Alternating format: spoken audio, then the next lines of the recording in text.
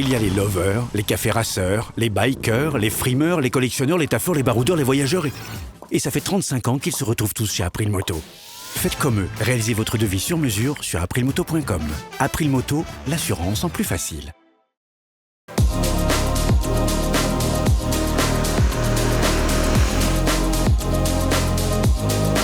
Bonjour et bienvenue dans cette vidéo du repère des motards. Aujourd'hui, je suis avec une Harley Davidson. Enfin, pas exactement, mais pas loin. Je suis avec la Hero Hunk 440. Pourquoi je vous ai dit Harley Davidson? Parce que cette moto, elle a été en fait développée pour Harley Davidson sous le nom Harley Davidson X440 pour le marché indien.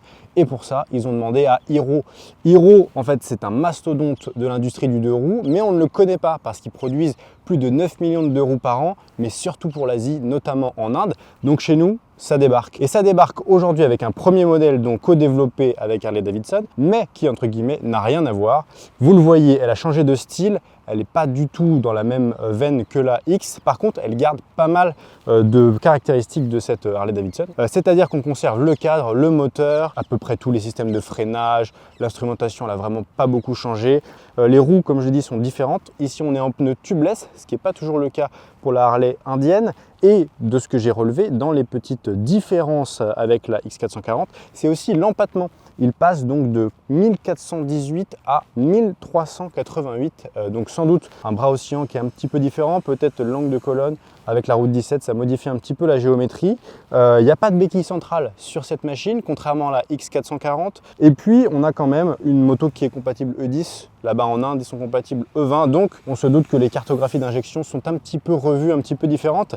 Mais voilà, sinon, ça reste quand même une moto globalement à peu près identique. Et puis surtout, ce qui est très canon, c'est le prix, 3 599 €. C'est le prix officiel de lancement jusqu'au 31 décembre 2025. D'après nos sources, ça ne devrait pas trop bouger pour l'année 2026. Donc, c'est très agressif. Alors évidemment, pour un jeune A2, ça peut être intéressant.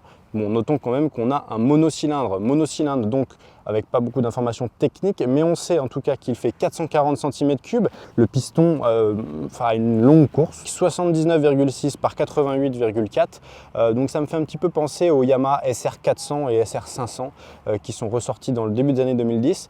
C'est des choses qu'on voit plus trop. On le voit aujourd'hui avec la Honda GB350, mais dans une cylindrée un petit peu plus basse et puis un petit peu moins puissante aussi. Alors là, les chiffres sont pas non plus incroyables, hein, parce que déjà on a un ratio de compression au niveau du moteur de 9,65 à 1, donc aujourd'hui on a plutôt des moteurs qui sont encore plus entre guillemets comprimés, c'est-à-dire 12 à 1, 10 à 1. Bon, 9,5, ça veut dire qu'on a un petit peu moins de performance, on a un petit peu moins sans doute d'efficacité énergétique en termes de consommation. Par contre, ça chauffe pas trop et on tire pas trop sur les éléments de moteur. Ça se voit parce que c'est un refroidissement air-huile. C'est joli, on a des petites ailettes, le radiateur il est assez discret sur le côté gauche de la machine, mais par contre évidemment on sort pas tant de puissance que ça. On sort 36 Nm de couple à 4000 tours, l'avantage c'est que 4000 tours c'est le milieu du compte de tour, donc on sait que ça va être un petit peu coupleux, c'est plutôt pas mal pour une petite cylindrée. Et puis on sort environ 27 chevaux à 6000 tours, tout ça en injection, boîte 6 vitesses, consommation annoncée 3,2 litres. Au niveau du frein avant, on a du by Bray, donc by Brembo, c'est-à-dire l'entrée de gamme de chez Brembo, montage diagonal, donc là c'est peut-être un petit peu sous-dimensionné par rapport à ce qu'on connaît aujourd'hui. On verra sur route. Et puis un grand disque quand même de 320 mm, ça c'est plutôt pas mal. À l'arrière 240 mm, le disque c'est assez commun. Et puis les pneus, on est en 110 à l'avant, 150 à l'arrière. Bon voilà, la selle est assez haute, 803 mm. 170 mm de garde au sol. Pour en ordre de marche, alors ça on a des informations contradictoires, mais ça tourne autour de 190 kg, sachant qu'on a 13,5 litres de réservoir. Voilà, en termes de style, vous le voyez, c'est pas mal. Il y a juste un truc, franchement, ces deux câbles d'accélérateur là, ils partent vers le haut comme ça, c'est juste pas beau, c'est juste vraiment pas beau. Ils auraient peut-être pu faire un système en dessous un peu mieux fait, parce que le reste c'est assez propre, franchement. Alors évidemment, quand on connaît le prix, on se dit ah, il y a des choses qui peuvent être pardonnées, mais franchement cette moto est assez bien réussie. Et surtout ce qui contraste avec cette version gris, alors officiellement c'est noir mais c'est gris foncé, c'est la fourche dorée comme ça. C'est une fourche Kayaba 43 mm inversée, donc ça bon, sur le papier on sait ce que c'est, mais on va voir ce que ça donne en dynamique. À l'arrière, combiné amortisseur, officiellement ça développe 130 mm de débattement.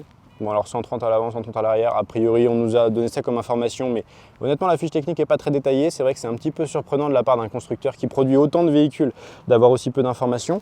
C'est réglable en précharge à l'arrière avec la petite clé ergo qui se trouve dans la trousse à outils sous la selle. On a une petite serrure de mon côté pour l'ouvrir, donc ça c'est pas mal, c'est relativement bien garni, c'est assez bien fini sous la selle. On voit quand même que c'est une fabrication sérieuse et ça c'est un bon point. Par contre, esthétiquement, il y a des petites choses évidemment qu'on pourra enlever, à commencer par ces crash bars qui sont fournis de série qui permettraient de mettre des feux additionnels. Bon, moi je trouve ça vraiment hideux et en plus en interfile, ça peut un peu gêner quand on doit un peu pencher la machine.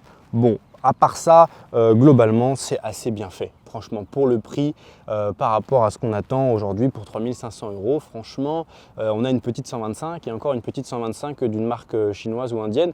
Toutes les grandes marques n'offrent à peu près rien à ce prix-là, sauf Honda avec sa GB350 qui est un petit peu une concurrente si on veut, mais quand même, on verra que c'est pas tout à fait la même philosophie.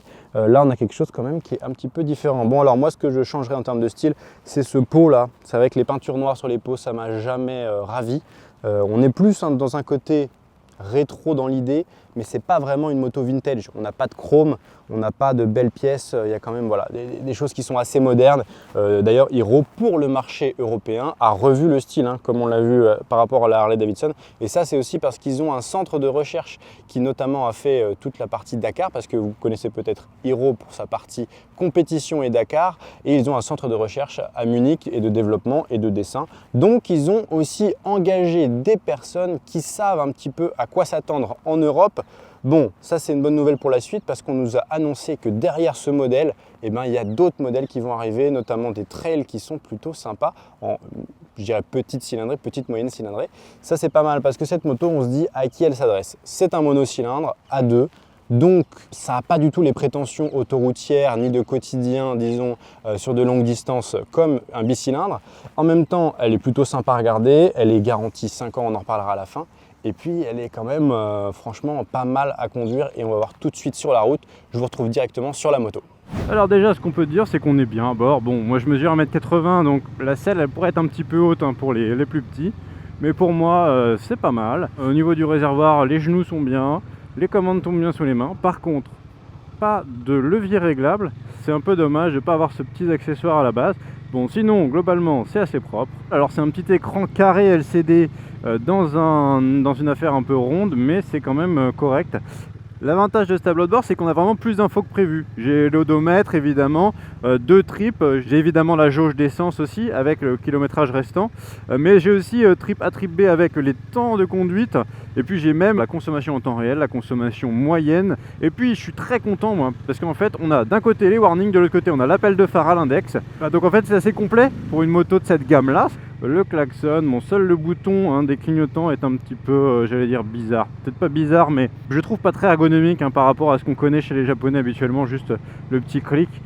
Bon, mais sinon, on est quand même bien à bord de cette machine. Je trouve que le guidon est d'une largeur vraiment parfaite pour moi, en tout cas pour mon envergure.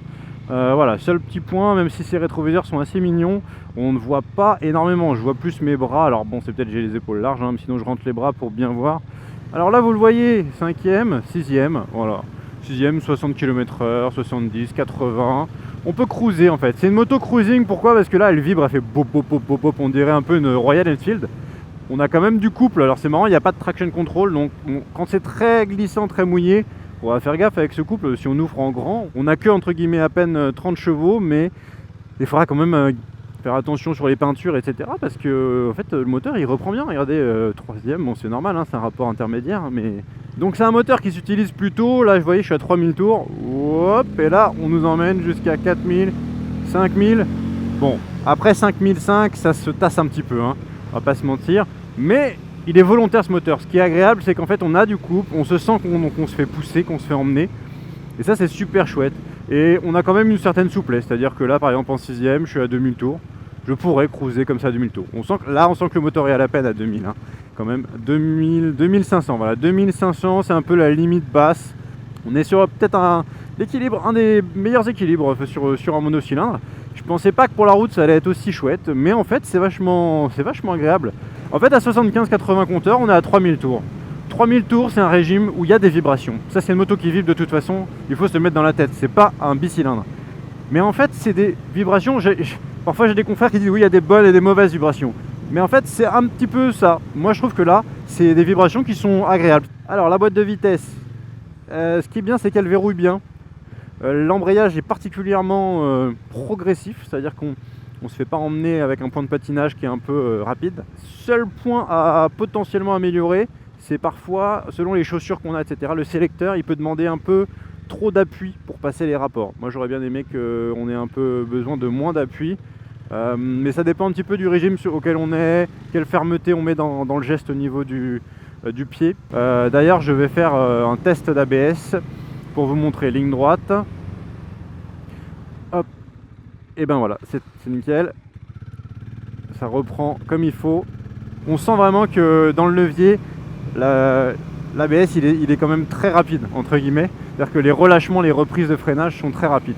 Ça freine plutôt bien, c'est relativement direct, la course est pas trop importante au niveau du pied, ça c'est agréable. Au niveau du levier c'est pareil, bon, on a quand même une petite course morte, hein.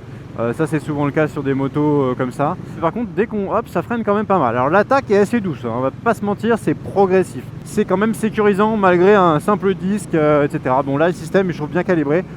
Dans tout ce qui est bouchon, etc. On peut la maintenir facilement au frein arrière. Donc là par exemple je suis à 10 km/h. Et en fait c'est une moto qui est assez, malgré un poids un petit peu élevé sur la fiche technique, la moto elle est vraiment entre guillemets bien équilibrée. On est à l'aise, on se sent pas emporté par le poids. Alors mettons tout de suite une chose au clair, c'est pas une moto d'autoroute, hein. Bon, on peut prendre 130 mais franchement ça vibre trop, notamment dans la selle, dans le guidon, partout. Bon, pour les séances prolongées c'est pas idéal. Alors maintenant ce que vous voulez savoir c'est peut-être comment ça se comporte un petit peu dans les courbes.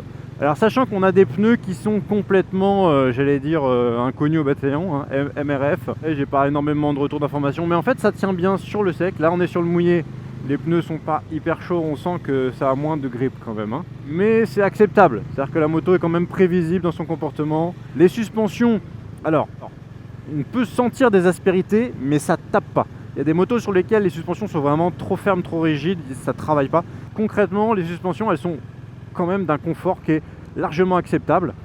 On n'a pas besoin d'avoir trop d'appui sur le guidon. Ça, ce sont des bons points. Après, heureusement, hein, ça reste une petite cylindrée. Heureusement qu'on la sent assez légère, assez dynamique, qu'on arrive à la placer. Je trouve que le bon compromis est là entre guillemets agilité ressentie, stabilité sur l'angle. Bon bah là on a de la feuille morte, une chaussée un peu grasse, forcément. On prend pas trop d'angle, mais j'ai eu l'occasion de tester sur le sec et c'était tout à fait correct. Moi ça m'a laissé une très bonne impression en termes d'arsouille. Pourquoi ? Je pense que principalement c'est ce petit couple qui m'a particulièrement convaincu. Je vous accueille donc au château de Breteuil pour conclure un petit peu sur cette Hunk 440. Alors c'est une machine qui franchement sur le papier donnait pas très envie, mais on l'a vu, elle est quand même surprenante et surtout par rapport à son prix, elle offre des prestations qui sont vraiment pas mal du tout je dirais même, parce qu'en fait pour ce prix-là, 3600 € hein, à peu près, on a quand même une machine qui est super cohérente et qui est à peu près au prix d'une 125. Et encore, il y a beaucoup de 125 qui sont à 4000, 5000 € aujourd'hui.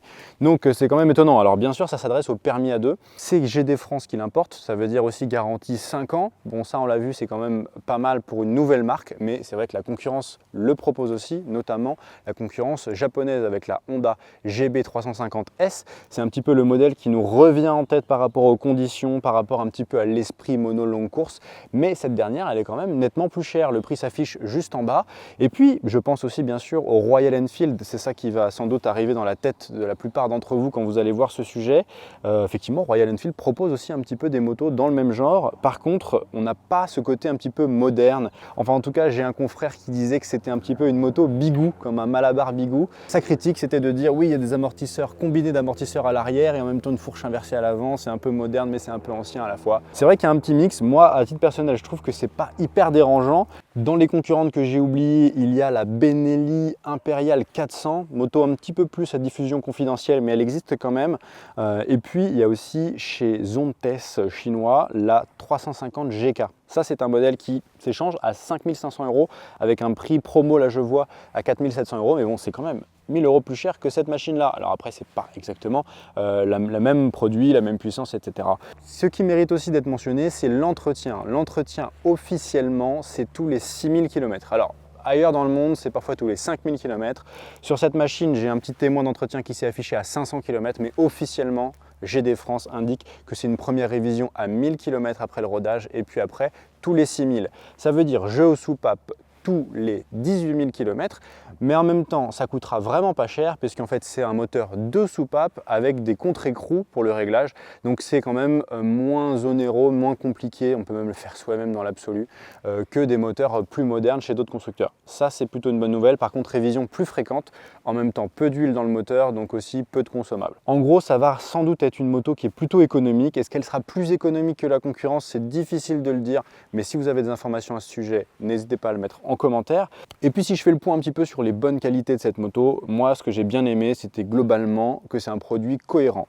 Elle est un petit peu imparfaite sur certains aspects, elle est vibrante au-delà de 100 km/h, c'est un monocylindre, donc avec tous les problèmes que ça engendre. Il y a quelques petites choses esthétiques qui sont un peu, qui pourraient être améliorées, on va pas se mentir, mais à ce niveau de prix, c'est quand même super bien équipé. On a même une petite prise USB ici, on a de l'instrumentation Bluetooth dans l'absolu, on a des moyennes de consommation, on a des triples dans tous les sens, c'est quand même très complet. Ce qui manque pour moi, c'est un catalogue d'options, des leviers réglables, des selles un peu différentes en hauteur, des petites adaptations comme ça. Normalement ça devrait arriver, mais pour l'instant ça n'est pas là, donc tant que c'est pas arrivé, on peut pas le dire. Et puis sinon, franchement, dans les points négatifs, je ne vois pas.